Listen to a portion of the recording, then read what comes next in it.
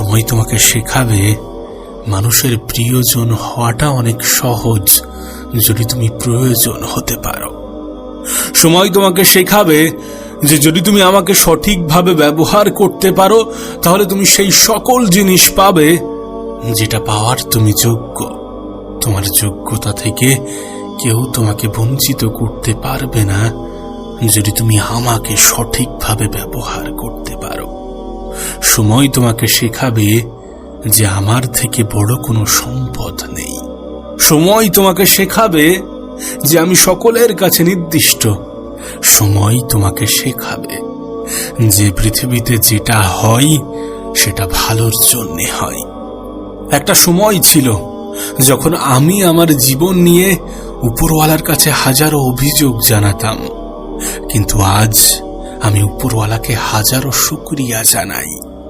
কারণ আজ আমি অনুভব করেছি, আমি বুঝে গিয়েছি যে পৃথিবীতে যেটা হয় সেটা আমাদের ভালোর জন্যে হয়। জীবনের অনেক ক্ষেত্রে আমরা আমাদের অনেক প্রিয় জিনিস থেকে বঞ্চিত হই। জীবনের অনেক ক্ষেত্রে আমরা অনেক বেশি নিরাশ হই। জীবনের অনেক ক্ষেত্রে আমরা অনেক বেশি উপরওয়ালাকে দোষারোপ করি শুধুমাত্র আমাদের আশা পূরণ না হওয়ার কারণে। কিন্তু বিশ্বাস করো, একটা নির্দিষ্ট সময় অতিক্রম করার পরে মনে হয় যে না, যেটা হয়েছিল সেটা ভালোর জন্য হয়েছিল। যেদিন থেকে তুমি এটা অনুভব করবে যে পৃথিবীর পরিচালক যেটা করেন, যতটুকু করেন সেগুলো আমাদের ভালোর জন্য করেন, আমাদের মঙ্গলে করেন, যেদিন থেকে তোমার মনে এই অনুভবটা তৈরি হবে সেই দিন থেকে তুমি তোমার সৃষ্টিকর্তাকে দোষারোপ নয় বরং প্রশংসা করবে। আসলে জীবনের অনেক পর্যায়ে আমরা এটা ভুলে যাই যে আমি যেটা চাইছি সেটা পাচ্ছি না মানে নিশ্চয়ই সেটা আমার জন্য উপযুক্ত নয়, নিশ্চয়ই সেটা আমার জন্য উপযুক্ত ছিল না, নিশ্চয়ই আমার জন্য এর থেকে ভালো কিছু অপেক্ষা করছে।